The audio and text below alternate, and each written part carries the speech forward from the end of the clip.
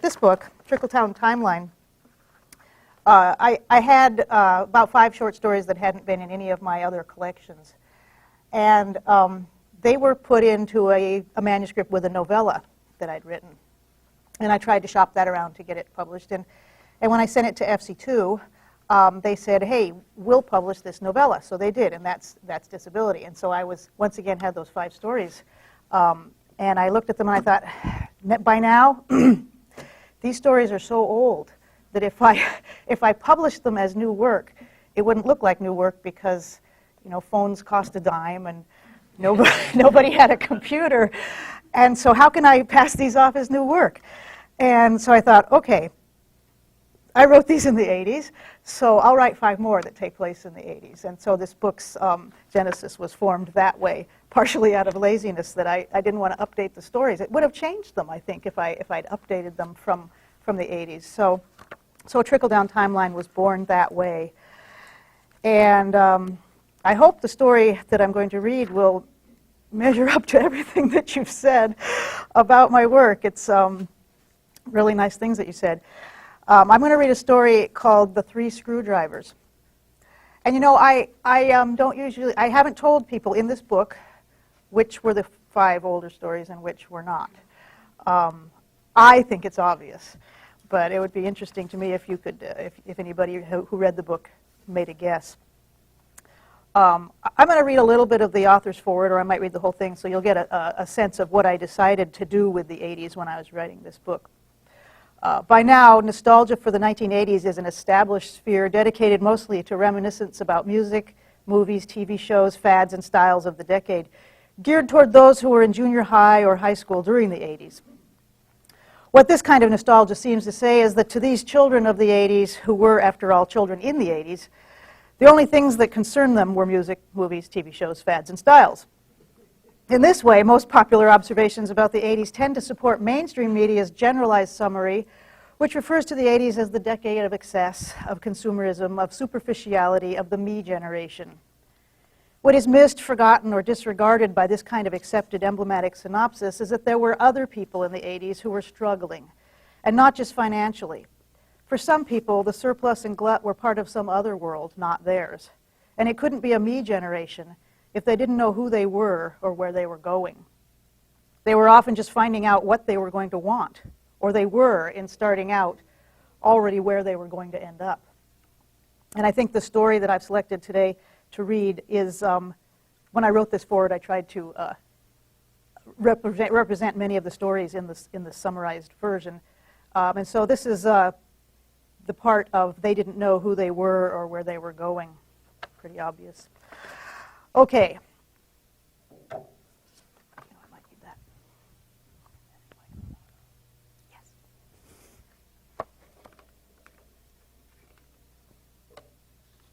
I hope I don't get excited and wave my arms and spill that. The 3 Screwdrivers. She answers the door by opening it, then walking away before looking at him or saying hello. You ready, he says. No. She's gone back to the bathroom, then comes out holding a comb and glances at him quickly. Well, at least it isn't a date. What's that supposed to mean? Why do you wear those disco pants? These? Cal looks at his legs. The material of his pants is thin and shiny, clinging to his hips and butt, flaring at the ankles. What's wrong with them? They're repulsive. We're not going to a disco, are we? She's still in a bathrobe because she hasn't decided what to wear. You don't have to come with me. He rubs his thick, short beard with both hands. She goes back to the bathroom to brush her teeth. Do you think anything will happen? A trickle of toothpaste runs down her chin. Maybe. It's the right kind of place. Things don't just happen, though. You've got to make them happen. I know that. Is it anything like where Rudy works? Oh, I forgot. Your latest Mr. Big works in a bar. He puts his fists in his pockets. A fancy one with an expensive restaurant. The toothpaste in her mouth makes her words blurry. Then don't expect it to be the same. What kind of people will be there? What do you think? A club called Machos? Gays? Then she laughs and sprays toothpaste against the mirror. Not many gay bars hire 8-piece bands. You want to go to a gay bar? Once was enough. It wasn't my idea. Whose was it? Rudy's? Shut up. It was before I even knew him. She spits a mouthful of toothpaste into the sink. If something doesn't happen tonight, I'll go crazy. I swear I will. Sitting at home and thinking. Don't think you're the only one who ever sat at home thinking, he says. She looks out the bathroom door at him, then goes back to the mirror. He doesn't look very much like he did 5 years ago when he was 17 and they lived in the same neighborhood and walked to school together. She remembers being sad a lot in high school, and he would try to joke her out of it. Then one time he used a different approach. He said he kissed her in the first place just to make her stop bawling for a minute. She doesn't remember crying before or after, but she has tried to forget that night so they could go on being friends. She doesn't know whether the friendship has steadily gotten easier or more difficult. She needs someone to talk to after her disastrous affairs. Well, you could have done something like I am tonight. She rinses her mouth again and spits. So who am I going to find at this place? A lot of sailors go there. Wow, thanks loads. A lot of people. I never took a census. But I bet you counted all the babes under 16. Just the ones with long, dark hair. She shakes her head and her hair lands in place. It used to be long several years ago. After that it was frizzy, but she recently cut the permanent off the ends. Now it's shorter than his. Good, she says, still staring in the mirror, but not at herself anymore. Don't worry. I hope to God you go home with someone else. Me too. She goes into the bedroom, then shouts through the door, Do I need a purse? You'll have to buy drinks. Darn. She takes off her robe and shivers. Rudy always made me my drinks. He would only let me have 3 screwdrivers. She dresses quickly and comes back into the living room wearing gray slacks and a loose summer top with very thin straps across her shoulders. But I can make 1 drink last a long time. She rubs lotion on her hands, hesitates, then takes more lotion and rubs it up both arms and shoulders under the straps. Cal turns away. I used to like to just sit and watch him work. Everybody liked him the best of all the bartenders.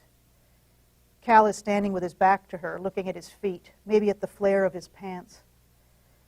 They all talked to him like they knew him, and you know, it gave me this funny feeling in my chest because only I really knew him, or so I thought. She stands right beside Cal, but he doesn't move. But I just sat there quietly watching him. Then he would come down to where I was sitting for a few moments and lean over the bar and whisper something to me about one of the customers he'd just been talking to, and everyone would know I was with him, even if he never touched me while he was working.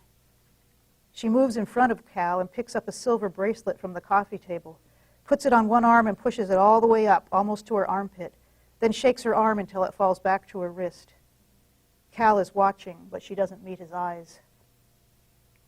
They all told me I was lucky because Rudy was such a great guy. He always laughed, but I said, I know I am. Cal heads for the door, and she goes the opposite direction to get her purse. He wouldn't let any dirty old men sit next to me. Everyone was loaded. With money, I mean. Rudy hated it. He couldn't wait to finish night school so he could get a job teaching history. He'll be happy to be among all those wholesome high school kids so he won't have to associate with perverts like me. She drops the bracelet back onto the coffee table. Cal's been holding the doorknob, staring at her. You finished? Did that help? No, let's go.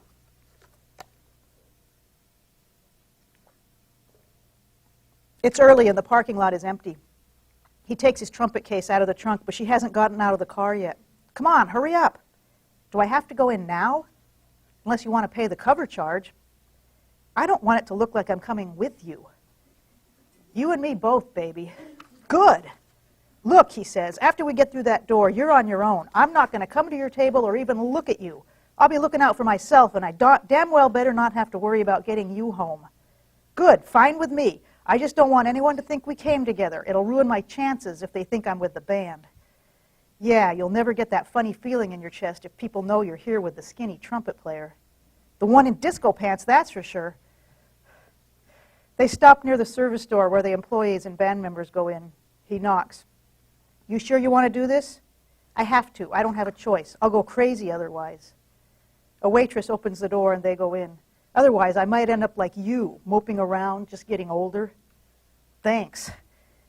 He joins the other band members, setting up on a small stage. She sits at a table near the back of the room and orders her first screwdriver. She nurses the drink a long time, sipping it through the plastic straw that's only meant for stirring. Rudy had warned her not to drink through the straw because she would get affected by the alcohol faster. She sucks each ice cube, taking turns, letting them all shrink at the same pace until each is a sliver. Then she leaves the glass on the table, leaves her purse on the seat, and makes her way toward the stage where the band is still setting up, saying test into microphones, twanging metallic notes.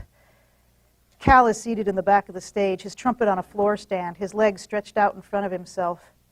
He's holding a glass in both hands on his lap, sloshing the contents in circles without spilling over the rim. She goes around the stage and stands on the floor down below Cal's chair. When's this damn thing going to start? What's your hurry? I've already had a drink. 3's my limit. What happens after 3? You turn into a pumpkin? Rudy told me 3 was enough. Enough for him, maybe, so he wouldn't lose control and find himself in bed with you. Hardy har. Another band member edges past the drums and brings Cal a jigger of tequila and a glass of beer. Cal quickly finishes what's left in his glass, then takes the jigger. Hot shot. She turns away while he empties the jigger, but she doesn't go back to her table. She lowers one strap and rubs her shoulder, slowly, examining her skin. Hope I'm not peeling. You're not. She turns back toward Cal. He's sipping his beer. I guess I'll go fill my glass with water so they'll think I still have a drink, she says. Cal laughs. She glares at him. What's so damn funny? Little Miss Sophisticated, and he called you a pervert? Shut up! He never really said that. It's just that it wasn't right for him to be with me. What's the difference? Just an excuse. I think he was gay. Just your luck, a puritanical queer. As if only that was it. She starts to walk away, then turns around once more. What's your excuse, Cal? How long has it been for you? What are you waiting for? She picks up her purse and the glass, fills the glass with water in the restroom, then moves to a table even further from the stage. When the band finally starts playing, and she estimates there are about 50 people in the club, half of them dancing, none at any of the tables near hers, she orders another screwdriver. She was going to wait longer, but the waitress came over, picked up the glass of water, and stood waiting for her to say something. She watches the Marines and sailors dance with young girls with exaggerated eye makeup. They flip their long hair over their shoulders and keep it flying around and back like flags while they dance. The men don't have any hair to flip around. The trumpet and saxophone are out of tune, the drums are too loud, but so is the bass, and the lead singer attacks each note flat, then slurps up to find a pitch. She plugs one ear and sips her drink, then plugs the other and sips a little more, and the drink lasts through the band's first set. When the band takes its break, pre-recorded top 40 music comes through the speakers, but not as loud as the band was. She guesses there are about 200 people here now. Cal is coming toward her. She doesn't look at him, but is aware that he stumbles over a few chairs. Hey, he says, still 10 feet away. There's still no one sitting at any of the tables around hers. What now? I thought you weren't going to talk to me. Everyone will think I'm here with you. He doesn't sit down. I just wanted to tell you not to sit way back here. Nothing will happen if you stay back here. It's too far from the action. People just assume you're not interested in dancing or anything. She leans back in her chair but keeps both hands on her empty glass, tipping it and tapping it on the table. What do you care? She lifts the glass to drain the remaining few drops from it. I mean, why are you so interested? What are you trying to do, be my pimp? Good idea. He sits backwards on a chair, rapping it against the table. I wish I could pick out some guy for you and bring him over here. I want to see it happen. I want to watch you leave with someone. She stares at her fingers twirling the glass. When she feels the waitress standing beside the table, she wraps her hand around the glass to cover the fact that it's empty. Cal orders a beer and the waitress leaves. You've known I've been with lots of guys. You knew I was with Rudy for half a year. He says, but I knew nothing was going on. You wish. So why'd you two break up, huh? What happened? You asked if he had a prick? Shut up. It was more than grab ass. I keep telling you, he was in this kind of church. What were the commandments? He couldn't lay any pipe till you converted? Why didn't you? He might have married me if I had. Why didn't you? It was, I wanted him to see we could have been okay together without that. We could have. You are a pervert, he stands laughing, trying to seduce a man away from church. Have you no decency? It was a weird church. They didn't even call it church. But at least I'm not as wretched as you. You wish. He turns and walks back toward the stage, stops several tables away, then starts to come back, almost shouting over the music, "You're crazy if you think I've gone this long without wetting my wick." You bragging or complaining? The top 40 music fades out, so Cal runs toward the stage. She picks up her purse, takes a leak in the restroom, then crosses the room and sits at a different table, this one in the middle of a lot of other crowded, noisy tables. There are several empty glasses at her new table and an ashtray full of cigarette butts. She lays her head on the table for a second, but the smell of the cigarettes makes her even more dizzy. She never felt this way at Rudy's bar. She always remained alert and perceptive, keeping her eyes on Rudy as he laughed with the customers. The cocktail waitress used to tell her how fair Rudy was with his tips, sharing with the waitresses and busboys. "Everyone else tries to cheat you all the time," the girl had said. Rudy's fingers had never even touched the waitress's hand when he took change from her or handed her the drinks she needed. She lays her head on the table again, then sits up, then props her face up with her hands. Halfway through the set, someone asks her to dance. She stares at him. The guy shrugs and moves on to the next table. A waitress is picking up all the empty glasses from the table. "Screwdriver," she says, before the waitress asks if she wants anything. Maybe she slept through the rest of the second set. She doesn't think so, but has a suddenly woken up feeling when the band stops playing. Everyone seems to be talking very loud, then they realize they don't have to anymore, and the throbbing conversation settles. It's the band's table. The lead singer sits across from her. She stares at him, trying to figure out where she's seen him before. A waitress is waiting to get everyone's order. They're all having beer and tequila. She holds her glass still half full of her third screwdriver so the waitress won't take it away. Cal lifts one of her drooping straps and puts it back on her shoulder, then sits beside her. "What are you doing here?" he asks. "Why didn't you dance with that guy?" "I don't know. He didn't give me a chance to answer." Cal smokes and drinks. She remembers once when Rudy used his dinner break to bring her home.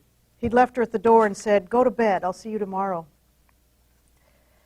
Sometimes he dropped her off and waited in the car until she got into the apartment, but that time he came to the door. The sax player sits in the last empty seat on her other side. He has a reed in his mouth instead of a cigarette. He's wearing jeans, a white shirt, and a thin red tie. She leans toward Cal. "Can I tell you something personal?" "I can't stop you." She giggles. I hate your pants." "I knew I could tell you, though. I figured you'd want to know. What are friends for?" "Good question. But it's a two-way street, you know. You can tell me something personal. Come on, ask me anything. Want to know what Rudy and I used to do at his house?" Cal puts his cigarette out. She uses her straw to blow the smoke away from her face. "Okay," he says. "Why did you go to that gay club?" The smoke is still bothering her. "A girl at work thought it would solve my problems." She rubs her eyes. "I just had another 2-week disaster with some guy." "So she thought you should be boffing women instead?"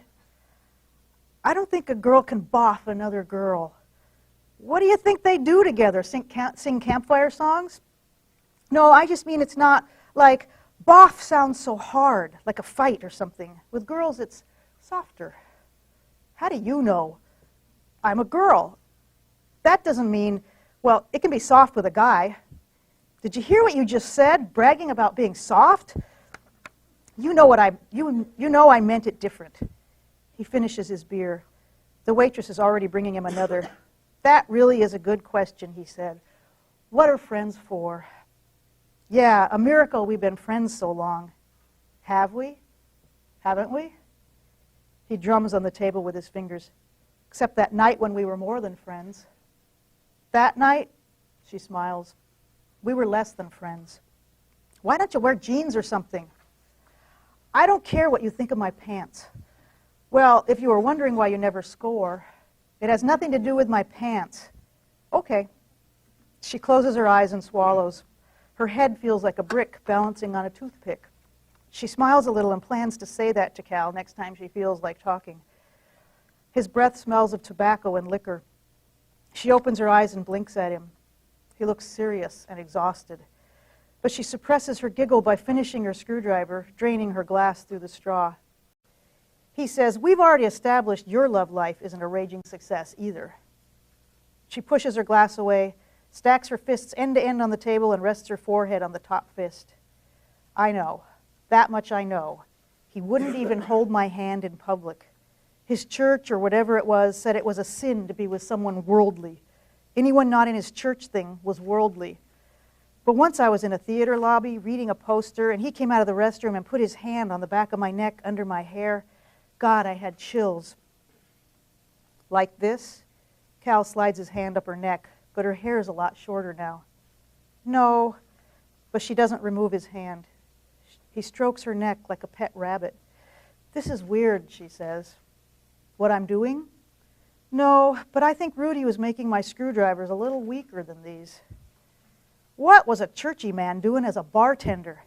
It was where he worked. You sure he put anything in your drinks? Maybe not.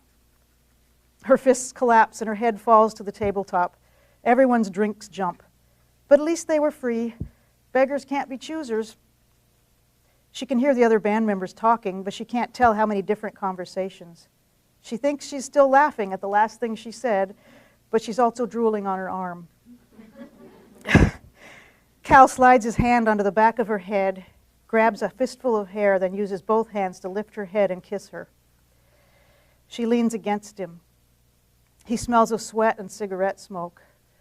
He lowers one of her straps and groans as he presses his open mouth on her shoulder. She smiles. He pushes the other strap off also while she's replacing the first one. His mouth moves up her neck, buzzing against her when he says, I don't want to be doing this. Why am I? She opens her mouth as he kisses her again. The beer has washed most of the cigarette taste from his mouth. It must be the booze, she laughs, holding onto the table with one arm for balance because he's pulling her out of her chair. He sweeps both straps off her shoulders at the same time, and she catches her blouse before it falls. His hands slide over her bare shoulders and down her arms. That's what Rudy said once when things started to get going, so to speak. I'd stayed at the bar till he was off, then he had a drink. When he kissed me, he blamed the booze. A very flattering thing for him to say, don't you think? Cal groans, his face against her neck, his hands under her blouse moving up her back.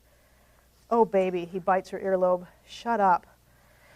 He takes his hands out of her blouse, holds her head and kisses her again, then kisses her cheek, one eye, her temple, holding her face next to his. But you know what, she says, I always seem to find the guys who give me just the opposite of what I want at the time. His mouth is against her ear and he's whispering, but it sounds very loud. Listen, baby, you know I was always ready to give you what he wouldn't. He puts his tongue in her ear and she laughs. But did you ever stop to think I didn't want it from you? She lifts her head so he can kiss her throat. You made it pretty clear. He holds her neck in both hands and strokes her cheeks with her thumbs. But why? Just what the hell did you want? I don't know. They look at each other. Have you figured it out yet? Maybe. I don't know. Maybe not. He pulls her close again, and her chair tilts, then almost falls over. Someone is laughing. Showtime. It's the lead singer. Save some for later, man.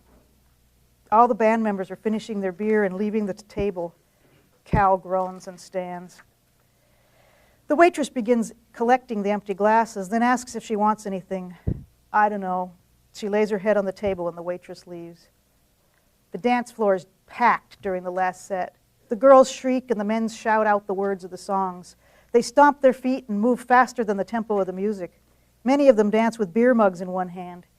The speakers and the dancing feet make the whole room rattle so the tables actually shake and her head vibrates, along with the ashtray and a few pennies left scattered near the edge. One falls and she watches it roll away. It seems to roll slowly for a long time in a wavy line. Maybe it'll go straight across the dance floor and out the door, across the parking lot. She sits up. Cal is standing behind her chair. How are you doing? He puts his hands on her shoulders. The lead singer is making an announcement, his voice boomy and incoherent. Come on, I asked him to play something with no trumpet so we could dance. No, everyone will think I'm here with you. She turns and leans against him. His shirt is slippery nylon. Come on. The band is playing a love song for middle-agers. The dancing couples stand pressed together, rocking back and forth. Cal holds onto her wrist and tightens one arm around her shoulders, working his way to a clear spot on the dance floor. The loudest part of the song is the bass. She practically stands on Cal's feet and holds on to him while he does all the dancing. The song is After the Lovin'. She always imagined housewives listening to it play on their kitchen radios, pressing their hands together and closing their eyes. She giggles and Cal says, "What?" "Nothing, never mind." The band holds out the last chord, a long, shimmering, out-of-tune noise. The dancers clap, but Cal doesn't move. Groaning again, he says something, but she can't hear him over the cheering crowd as the next song starts. Cal jumps onto the stage. Either it's the last song or it takes her a long time to get off the dance floor and back to the table. But by the time she gets there, the sax player is already sitting on his instrument case drinking a beer, the drummer lighting a cigarette, Cal holding her purse and looking around nervously. As she approaches the table, his face relaxes and she moves into his embrace. "I was afraid you'd gone home with someone else," he murmurs. "Don't remind me what a failure I am." Her words are muffled against his shoulder. "Huh? Oh, well, who cares anyway?" His eyes look weak and tired. "Girl, don't say stuff like that anymore." He picks up his trumpet case but keeps one arm around her as they head for the exit. Then he puts his mouth against her head and mumbles into her hair, "What should we do about this?" "This? You know, what are we going to do now?" He opens the door and the air is surprisingly cool on her face and shoulders. She shivers. The breeze is slightly salty and a low fog is drifting in from the coast. They stop at the car. "Now?" she says. "Now I guess we go home." He unlocks her door, and as soon as she falls into her seat, he's pulling her halfway across the stick shift, kissing her throat, her ears, her mouth. She relaxes in his arms, parts her lips, closes her eyes. "Oh, baby," his mouth is against her temple. "Why don't we move somewhere else? Some small town. I could teach music. You could. It would be... Oh, damn." He pulls her over the stick shift onto his lap, slips her blouse down to her waist, moans and touches her breasts. "Oh, God, I love you." His hands are shaking. "Let's go away together and start over. Forget everything else. Oh, please, I love you." She pulls her blouse up and hits her head on the ceiling of the car as she sits upright, straddling the gear shift. Then she moves back over to the passenger seat. "Let's go home, okay?" "What's wrong? You feeling sick?" "No, yes, I don't know." "Hey, what's wrong? Did I do something wrong?" She sighs, looking at her feet in sandals.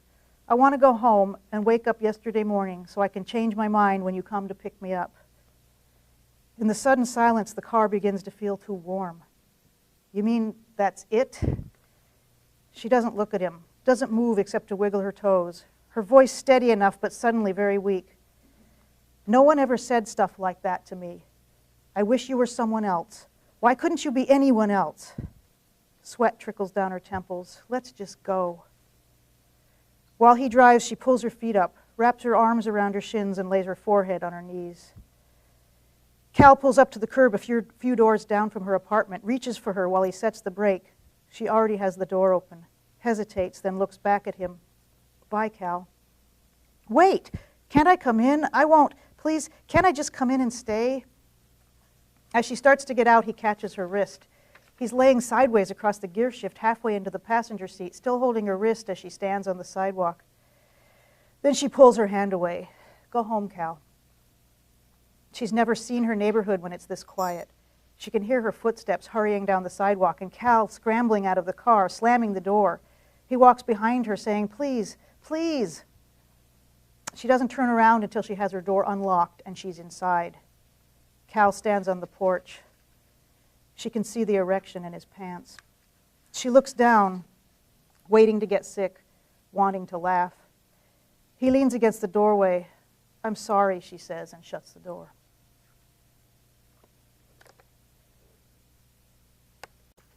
She's sunbathing in a bikini before noon on the patio, a book over her eyes, ignoring the phone. It rang at 8, then again around 10. She's watching the time so she can call Rudy at 1 if she gets up enough nerve. She is alert and not drowsy and can hear Cal clear his throat before he's within 20 feet of her. Her heart starts beating heavily, but she doesn't move. "Imagine meeting you here," she says, and he clears his throat again. "I wanted to make sure you were okay." She sits up and reaches for her robe, but he's staring at her garden. I wasn't that drunk. Oh. He kicks a pebble, wearing his blue tennis shoes. But maybe I was drunker than I thought, he says. Oh? She sits in the shade after tying her robe around her waist. Yeah. The neighborhood is pretty quiet this morning, too, except the birds, lots of them, squawking and singing. But don't worry about it or think that we can't even be friends anymore, he says, 'cause I didn't mean it. Didn't mean what? She shivers. The shade is a lot cooler than the sunshine. You know. He puts his fists in the pockets of his jeans. Their eyes only meet once, then they look away again. Thank you.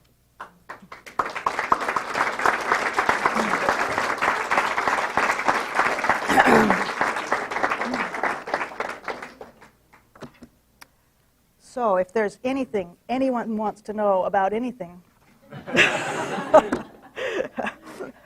I haven't told my press secretary that there are banned questions. When you are working on your short stories, do you have an idea of what you're wanting to tell, or do you just kind of see where the story goes? I think it's both simultaneously. I obviously have an idea of who the people are, and based on who they are, they're going to act in character. And I do often follow where it goes, and it can take me to a surprising place. But it's by knowing them, their particular conflicts, fears, anxieties. In other words, their flaws. That's how I let it go. Are they people in your life? Like, do you ever take, people from your past or something like that? I would be lying if I said no, and I think every writer in the world would be lying if they said no, because that's how we, by knowing people and watching people's behavior, that's how we get ideas for the kinds of problems that people can have and what can happen. So yes, I take certain kind of characteristics, certain kind of behaviors, or certain kind of backgrounds from people I know, yes. I suppose there's been any number, one or two, up to a dozen or more of characters that I have, at least I believe I have completely made up. But somebody else might be able to find themselves in them. I don't know. Any other questions? How does a story like These Three Brothers fit into the post-feminist and more specifically into the Chick-Lit, which has kind of been hijacked by the marketers? Well, not kind of. Yeah.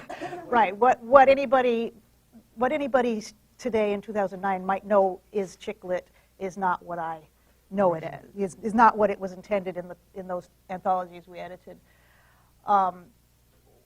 Through some amount of research, I was able to find that we were the first to use it in print. And I couldn't find very many examples of it being used before it was in print. Chick flick had preceded it, just not very far before. There was evidence of the first use of chick flick from not very many years before that. So yeah, Chick-Lit is the title we gave the anthology. We were kind of sitting around on the floor of Jeffrey's apartment deciding what to call it. And the post-feminist part of it was almost, I won't call it a joke, but I took it off a flyer. I saw a flyer in our department for a post-feminist conference, and I thought, what's that? That could put post in front of every word that we have. And as we move, then it'll be post-feminism and post-feminism. So I took it. And then I had to take some responsibility, so I was asked to define it, and being the good scholar that I am, I just made up a definition, which I thought was pretty valid, that post-feminism is obviously the next wave of feminism after 70s feminism or 60s and 70s feminism did its thing. What is it doing in the 90s? It was the 90s at the time, or now. So it's just the next wave, the next thing that happens. And for me, the next thing that happened was to stop blaming other people and look at ourselves. look at how we internalized our roles and our identities that the society had assigned to us, and you know, the fact that being a victim had caused us, had been the only way that women could get any attention, and so they were starting to cling to victim status, and so I wanted to look at women who, you know, contributed and caused their own heartbreak or anxieties or trauma. I wrote The Three Screwdrivers before that, which of course gives away that it wasn't one of the news stories. So I had no concept of post-feminism while I was writing it. Decidedly not a victim, right? Poor Cal. I suppose he's the victim. Yeah, he's definitely the victim. But I would say that they're the victims of each other.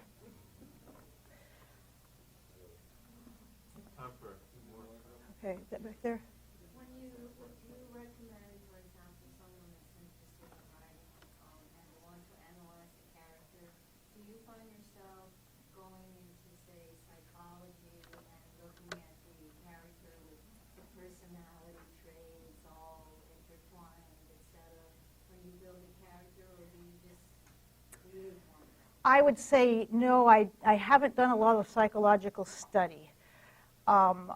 I make my conclusions and hypotheses based on on life observation of, you know, watching how people act, taking it in. Sometimes I don't even know that that's what I'm doing. It's not as though I sit there studying, taking notes on people. I really don't.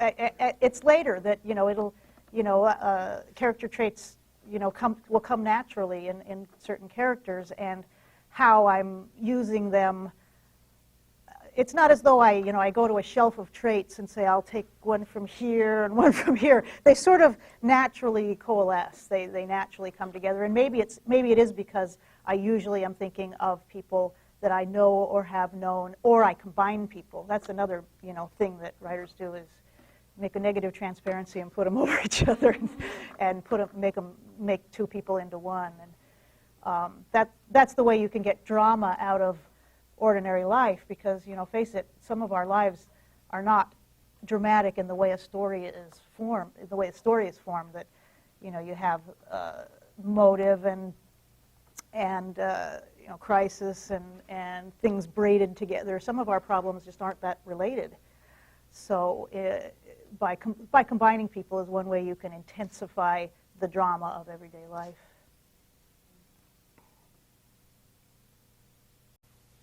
Any other questions about anything? Yes. Did you always know you wanted to be a writer, or how did that? Pretty much. In the first page of Chick-Lit 2, I put a story that I wrote when I was 7. It's called Betty and the Boys. That's why it's in Chick-Lit 2. And it's Betty hit the boys too much. I think Betty was hitting the boys. But I started writing stories because I liked how it felt when I read. I liked how reading made me feel, and it would feel even better if I created it. And if I created it and someone else read it, then we would be sharing that feeling. So it was, you know, rudimentary thoughts of what communication actually is. So yeah, it was pretty much always. And then it turned into the only thing I could do. So it was luck. And you had a question behind? Yes. Thank you for a wonderful reading. Oh, thank you. I would like to ask this question on behalf of our publishing students. As an author, you have many books. Do you have any particular book where you like the design or something about the materiality or certain qualities that one publisher presents to you over another that students in this room can benefit from? So I noticed you didn't ask me for my disaster stories. I had a book with the signatures reversed. That's nice. Wasn't crazy about that. But I publish with independent publishers, so they often let me have a lot of input in the cover. And so obviously the books where I've had input on the cover are the books that I do feel closest to as far as the cover goes. I have found that as much as I love this cover, I'm not as crazy of the shiny books anymore. I don't know why. Are they cheaper? Shiny books are not cheaper. To me, the matte is classier. That's, and then I don't like when they save paper by going out to all the margins really far. I don't like real tiny type because I can't read from it. I know they're saving paper with that too.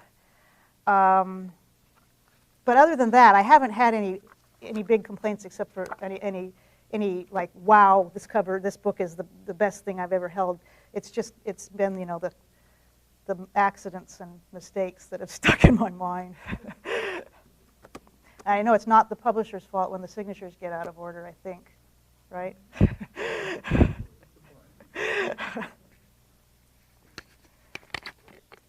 Oh, sure. As far as like the post-feminist movement, do you ever feel like it's your job to kind of respond to the way that women are portrayed in our media and our culture, and kind of be, the voice of reason, for how, women should see themselves? And I would be happy to if anyone asked me to do that. I would be delighted. A few times, only a few times, some reporter would contact me because they were doing a big article about Chick-Lit, and they would have done their research and would find out that I had done this anthology. And one time it was for an NPR show, and when I talked to the person, they said, well, I don't think we really can have you on our show, because obviously what I was saying was opposite of anything that Chick-Lit wanted to say about itself. But I found out that the producer of this show was not happy that she was having to do this Chick-Lit show, and so she arranged a time to do a show with me. But no, I would be happy to do that. I would even be happy if someone said it was my job, but I don't have as much cachet as it would take to do that. Yeah. Do you have a character in mind that you have to find a space for a female character? It's been sort of back there for years. You still can't have a good space. I don't think so. I think that they come to me with each book. They don't stand in line very long, so I don't even have a character in my mind now for my next book. So no, I guess the answer would be no to that.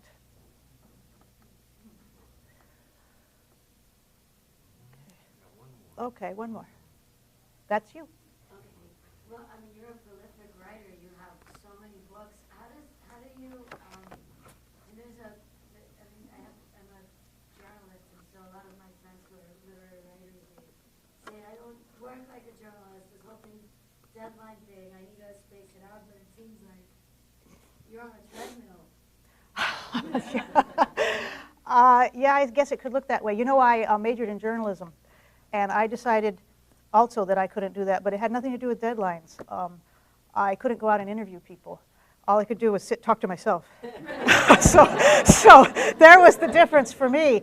And that probably answers your question as to how I have so many books published, and yet I don't work with deadlines. Sometimes I get the question of, how are you so prolific? And the quick answer would be, well, I don't have a life. Obviously, it's here. It's in these pages. But I really don't have an answer for that. I even type with just 2 fingers. Are you sometimes working on a couple of projects or books at a time? Yes, I sometimes am. But I believe that means that takes them twice as long to get done. So it doesn't help anything. So, and I even took a year off after. I'm working on a book right now that I'm up past 300 manuscript pages, and before I started it, I took a year off after my last novel was published in 2007. I didn't write anything for a year because the signatures were out of order, and I was so upset. But what happens is a logjam happens. When my first book came out in '89. I already had 3 or 4 other manuscripts. And then in 91, my second book came out, and then all of a sudden a publisher called me and said, I want to buy your 2 manuscripts that you sent me. So then all of a sudden the logjam breaks, and then a couple of years later there's another logjam. So there's books in the pipeline, even that I finished years ago so I have to go back and read galleys, and so there's that kind of time too. So it's pretty much a full-time job, other than my teaching job. Well, thank you all very much for coming. You've been great.